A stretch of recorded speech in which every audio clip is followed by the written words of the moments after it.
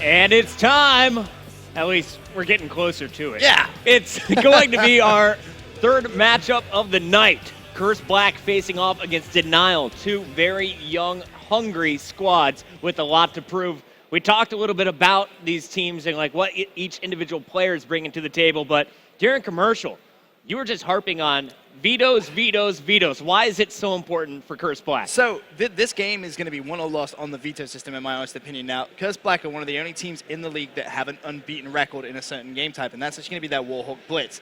The problem is everybody seems to know about it because obviously stats have become such a big thing. I mean, yeah, everyone and their mother knows about it now, so of course that's going to be vetoed. But this is the big thing. They also have Freight available, which they have, I believe it's an 85% win ratio on. And I was sat there and I was thinking, well, all right, that's just some pretty interesting stats, but let's go a little bit deeper. Let's dive deep here. Exactly. Ben. First map is going to be Strike Zone. Now, obviously you have to bear in mind these are online. There's obviously going to be fluctuations and differences. But some still, on host, some off host. But still, this is quite impressive or quite outstanding, I should say. Curse's win-to-loss record on Strike Zone domination is 10-7, so positive. Denial's 6-12. So it's not looking good. That's all I'll say for the first map for Denial. But hey, Denial's kind of known for their AR play, and Strike Zone, I can see how that causes problems. Walk us through the other game modes. So then we have some Freight S&D. Curse 6-7. It doesn't get better for Denial. 3-11 is that win-to-loss ratio on that map. So again, not really the best win-to-loss ratio, but again, anything can happen, so you don't want to take that as it's going to be 2-0 guaranteed. But then this is the big one for me, the Blitz. When I was casting with Rambo, he was saying how Blitz is a crucial game type. He agreed with me. And it's Freight, and that's definitely not good for Denial. I mean, they have a 6-8 ratio, but Curse 10-4. So they didn't get the favored Warhawk, but they did manage to get Freight. Then it goes on to Sovereign. Curse have a 9-8 record, Denial 5-6. The only positive win-to-loss ratio that Denial actually have is going to be the last map. That's actually Warhawk S&D. They're 7-6. Curse 5-10. So if somehow, Puckett, it does go to a Game 5, somehow, I would say, Denial could possibly take it. Denial can take it. I'm just saying, if you were to be a statistician and just play purely off the stats, then I'll definitely have a better chance at Game 5. But to get to that Game 5 Puckett, it's going to be a bit of a struggle. I'm going to be They have honest. one better record out of the 5 is basically what you're telling us. Yeah. That's going to be a rough series unless they can turn things around. And once again, those are all online stats.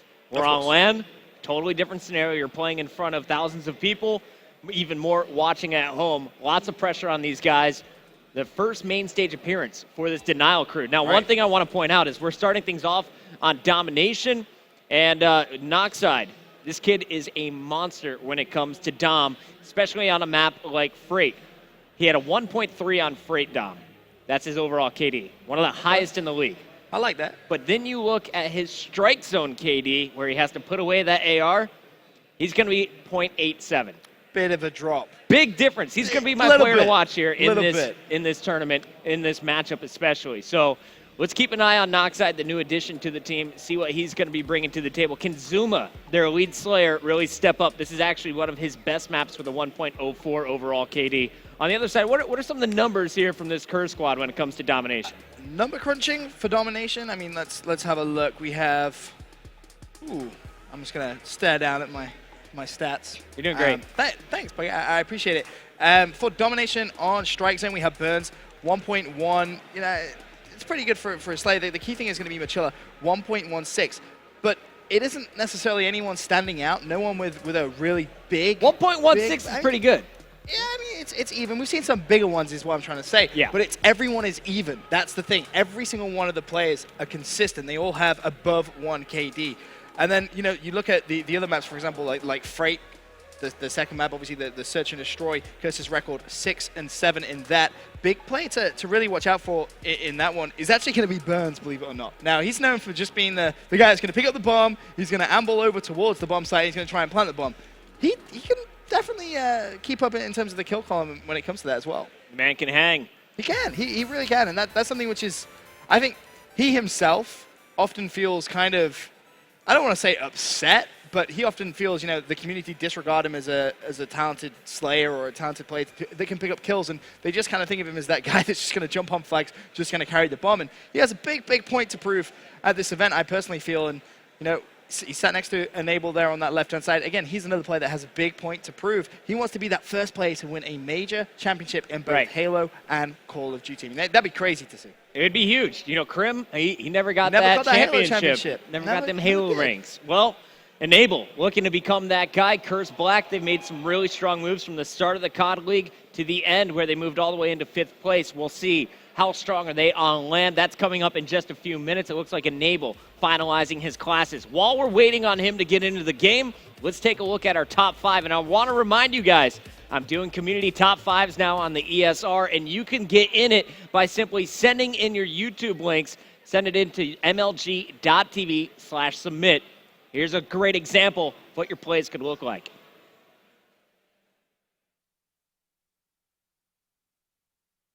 Ladies and gentlemen, welcome back to another MLG Top 5. Today we're taking a look at 5 incredible plays from Team Caliber in the DLC map pack for Call of Duty Ghosts. Kicking things off at number 5, it's Jawa TK taking some damage. Full Red gets the kill. A player walks right in front of him, making 3 more. 4 straight kills, 5 in a row for Jawa TK. On to number 4, this time with Swayhe on Bayview using the Sniper Maverick. Check him out as he rips up the bodies. 2, 3 straight kills, and he's not done yet. The enemies keep coming. 5, looking for number 6, and he's gonna get it with the final shot here on Bayview. That was Swayhe at number 4, but now it's time for Envious at number 3. Check him out with the thermal scope on this Maverick Sniper, going to work, picking up 2 straight into the building. 2 more, gets the collateral, and he's not done yet. 6 straight kills, the 14-point streak as he earns the Oracle. Moving on now to number 2, this time it's Arson from Team K. Spots the field orders, but takes care of business. No touching my blue books, taking fire, waits, turns, and burns them. No problem, 3 straight, making 4, and finishing out with the up-close and personal 5 and 6. We've seen Jawa, we've seen Swayhe, we've seen Envious, we've seen Arson, but this play belongs to BW. Takes out the Knife Man, the double up top. A nice quick shot there for number 3, rounded through the thorns. Number 4, the headshot for number 5. The 6th play, and he's not done yet. 7 straight to earn the Night Owl, the 10-point spree. Hope you guys enjoyed those plays from the Onslaught DLC map pack. Go pick it up for Call of Duty Ghosts, and check out MLG.tv for more Call of Duty action. Ben, you got any top 5 plays like that? I mean, you know, I've been known to dabble in some top 5 plays here and there. My Riot Shield plays are pretty elite. I will never, ever, just please don't talk about your Riot Shield Anyway, plays. while we were playing that video, I was just watching Merc and Rambo's faces. They wish they had a Maverick Sniper like that, don't you, boys? Yeah, you do. They do. I've seen it. Does Study's like, I got one. like, hey. I got one. I can do that. All right, well, we are going to see some intense action. There's a look at the boys. Go ahead. Smile, Merc. You can do it. Oh, yeah, there we go. TV. Team Martin in the crowd as well. We got a fun Anaheim crowd. And, guys, I have fantastic news. The game has loaded. We're going to Strike Zone. We are going to see domination.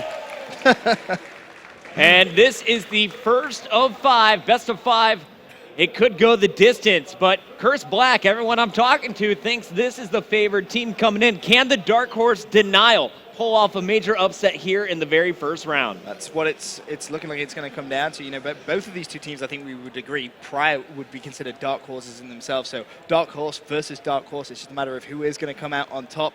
Statistically, it's looking like it should be Cursed, but as you said, this is LAN. First time that really we've had many of these players on that main stage.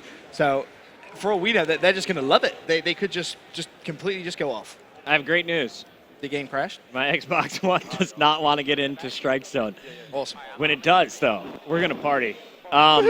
Give me an overall prediction here. Overall, I'm just going to... Who goes farther in the tournament between these two? Oh, Curse. Curse, without a doubt. Without a doubt. But I think this is, as I said it right at the very start, I think this is going to be a game where we're going to see maybe a couple of mistakes from both these two teams, because they're both going to be trying to just, you know, get rid of the nerves, so to speak, and hopefully they can both put up a good performance. I'm going to see if I can get in. Players are in the game, so we're just going to cast it off their quad feed. It looks like that's going to be Enable in your upper left, and the upper right, that should be Burns off, I believe. But guys, we're gonna go ahead and reboot my Xbox while this is going down. But the players are in the game, and we are not going to take a break. Actually, you're watching. That's Denial, I'm told by the director on the left. You can see It looks like Zuma possibly in your upper left there with Vex. Well, Denial do have a lead, 12 or 13 to 8, I should say, with a couple of minutes gone. They're actually pushing for a trip cap, or were pushing for a trip cap. They have 2 flag control, as Curse do manage to just pick up 1. And just looking, off the break, Denial looking pretty strong. It's as I was mentioning to you, they could just completely love this main stage kind of environment and really just put up a fantastic performance, which for now at least is looking like what they're doing. Denial, early start, decent lead here on Strike Zone. And Ben, we kind of talk about the domination, the gap between the two teams, and Strike Zone, really, you can have the smallest gap means the most here in all the domination game modes. Right. It's especially a map where, KD doesn't really mean that much. It's about being a team, playing as rotations. That's what the big thing about this map is. You see players, they'll give up on certain flags and just do a full-man rotation. And if you start losing your home flag, what do? You rotate to the opposition's home flag, and you continuously cycle along that road.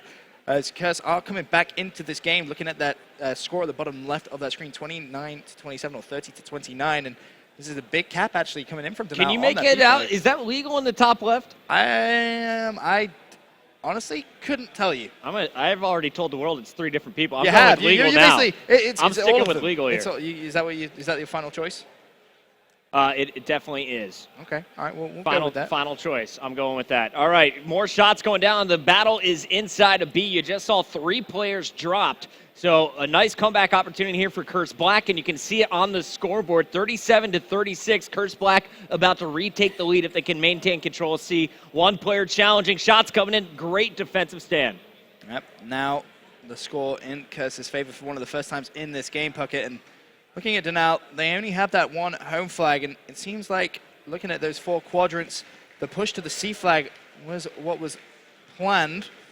Looking to see if they can try and make something happen now. It is still Curse with control of those 2 flags, like I said, Puckett, and they can try and build themselves a little bit of a lead going into that second side. Still 2 minutes to play the first side, though, so plenty of time left. 6-point difference now, though, as Curse Black, they have control of bar. They're not letting go. Finally, it looks like Zuma is going to be pushing in there in the bottom right. He is going to be going for that flag. And, guys, I just got in the game. We got Legal on that flag. Let's go to him right now. Hey. And here we go. Legal, 7-6, already 4 captures, though. 4 of his team's 7 caps in this game. So, see now, Noxide, he goes down as well. Zuma, 7 and 11, so he's going to try and pick up a couple of kills. He tries to break out that B flag, but you can see the spawn trap that Curse are trying to lock in with that 8C flag control. However, they have managed to break out, so nicely played by them. They're going to jump on that C flag, and the rotation should come in from Curse any time now towards that B flag. But close game so far, Bucket. Can I give a big shout out to the production team, by the way? Right? They just picking on their toes. This was like NASCAR, swapping out Xboxes here on the main stage, getting us back into it with still the first round in play. And on your screen, we're watching Vex for the moment, 9-9. Looking for his 10th kill. It's around the corner. They're simply trying to set up this spawn trap at A. You can see 2 players have rotated over to protect C. You got Vex. He is watching this key position here on the top of the stairs. And then you got the rotation, knowing that there's potential for an opponent to spawn out. They're making sure they have everything covered. This is really impressive play in the final 60 seconds by Denial. Yeah, I love the way how they flipped that over. They were spawn trapped at B, and now they've actually managed to get themselves a trip cap. So Denial, in the closing seconds, really applying the pressure onto Curse. Zuma has a big kill here on C flag. Connects, doesn't even lose it. It's not even contested. However, look over at that B flag, Puckett. There is someone from Curse actually on that. However, it seems like Denial should be able to grab that A flag back relatively simply. Nope, it's going to stay neutral, and with 10 seconds left, 5-point game. Yeah, Tipsy was able to get that B flag. The action still going down at A. That battle was just won by Mochila, as Curse Black will have 2 flags to end this first round, but it's a 5-point advantage. Denial sitting on top after 5 minutes here. Yeah, pretty good rotations coming from them. And you look at the capture column, relatively even. And you got to give him props there. That's just winning those important 1v1 gunfights on those flags and coming out on top. And you can see the difference between the 2 booths there. Denial getting very, very vocal, trying to get themselves amped up. Curse just calm and collective, concentrated. They know what needs to be done. On board with Legal to start things off. He's going to be making his move into B. It looks like B uncontested, as instead Curse Black is going to put their focus on C. They just now grabbed their A flag as well, so Curse Black, not the best of starts. Burns is going to be over at C in the one-on-one while it's Mochila grabbing this B flag. Luckily, Mochila does have some support on that B flag. They have A control, but no one actually down there. Big kill on Noxide. There's going to be one more just outside the kitchen. As once again, I think that's actually one of Mochila's teammates. I'm trying to figure out who that is. I think that may be Burns trying to push that C flag. He did go down. In fact, sorry, that was Enable pushing that C flag. Tipsy trying to keep the pressure up. A neutral at this point, Puckett. So Tipsy needs to be careful as well because they have actually just spawned in that B flag. So he needs to be careful. Mochila on a 5-point spree, though, 21 and 16. You know, he's hungry for a win. He's hungry for a championship, and he's definitely kicking things off in this series. Yeah, Mochila's kind of this game changer on the squad, and you can see it's really just been this spree. There's another capture for him, a 7-point spree overall. 5 of those were kills, 2 captures in that run. But he's now on top of the leaderboard at 22 and 17, really helping Black pull away. They're tying up the score with the next 5-second rotation here. Unfortunately, they actually just lost C control. It's going to be Denial once again, rotating better than Curse Black here to maintain the lead. But look at the B flag down. 3 players from Curse surrounding the flag. Excuse me. Can they try and get the cap? Enable with a big challenge there. His teammate, luckily Tipsy, in support. Tipsy needs to go clutch here. Doesn't. Goes down, and that's going to leave Enable in a horrible situation. Goes for the pre-fire. Doesn't get the flag neutral either, and that's a big hold there from Denial. Yeah, man. You thought they were all set up to do something special, and they just shut it down. Denial so aggressive. Vex leading the charge with 20. Zuma on a 5-point spree. Let's go to Zuma now as he just cleared A. Another fantastic rotation really from Denial. They managed to push that A flag and really forced Curse to push through Pro Shop and try and cap that C flag. And they're actually pushing for a trip cap now as well. Big defensive kill comes in. Can Curse try and grab the A flag? That's the big question. It's Enable who's trying to get it. He has the support of his teammates. Just trying to get his cutoffs. He does go down, so Enable trying to pre-fire. He's nearly got it, does get it, but does go down as well. So Burns has 3 people in front of him here, Ben. Yeah, he's not going to end well, really. He's not even going to get a chance to challenge at A. Nice patience there by Vex. Vex tagging up Burns will not go down. Finally, he's cleaned up. Burns can move forward, but by the time that happened, there was protection at A. Once again, Denial just showing their strong play from the Young Guns. Let's jump on board with Zuma as he is now hitting 23 mark. 23-20 with 3 captures. Legal all over these caps, though, with 9. And once again, Denial pushing hard for a trip cap, and they're going to grab that C flag. 8 still neutral, and Curse pretty much in no man's land right now, Puckett. As we go into the last 2 minutes of game time, it seems like Denial just proving, you know, statistics really don't mean that much. It is very different on that LAN environment, and they don't even need to go for the A flag right now. They can leave that neutral. Curse have spawned in at B, so Legal with a bit of work to do isn't going to be able to pick up that kill, and now you'll see Denial push down towards that A flag. Yeah, Noxide's going to grab A. Only one player coming down to challenge him. That's called out by Zuma. Zuma's going to get the kill. Both players stay alive. Action over at C now. And it looks like that is going to be Legal winning the battle at C. Zuma keeping A control. B spawn trap being set up right now. Zuma's going to need help, though, at A, surrounded by 3 players. You say he needs help, but he's doing fantastic turns. Is he going to get kill on the flag? Yes, he is. He's a one-man mission. He's going to get all 3. Zuma. You said Zuma needs help. No, he doesn't. Oh, that was fantastic play. There's still 2 players behind him at A, but he's kind of like, oh, doesn't even matter. I'm going to celebrate. Can I stay on board with this, man? I really think you probably should, because, I mean, we have 1 minute left. At this point, Denial have built such a lead, 31-point lead. It's pretty much impossible for them to really throw this away. Where did this game get out of hand for Curse Black? So it was really when Denial pushed, I think it was the C flag, and everyone from Curse pushed through Pro Shop trying to jump on A, and there was a big defensive stand from Denial, and then they really managed to just leave that A flag neutral for a really, really long period of time. Curse not getting any points on the board, and it's worth mentioning, you know, that's just as good as getting a trip cap, Pucky. You know, you can build yourself a lead just by leaving a flag neutral. It really does help out, and Curse, to be honest, really caught sleeping in this first map. The rotation's just not on point. I mean, you have Mochila dropping 33 kills, but on the other side, Zuma dropping 31 of his own, so those 2 back and forth in that slaying category. Best news here is this is your absolute worst map, and you're winning it against Curse Black here on LAN. Not their absolute worst. Freight is 3-11. This is 6-12. 6-12. Okay. So I mean, not absolute. Not absolute worst. It's not pretty. Their but you've won it absolute on worst LAN. is coming next. But there you see Legal getting pumped with Zuma, as Zuma's gonna drop a 30 bomb. He hits 32 on the other side. Mochila had the hot hand with 35 kills, but it's not enough.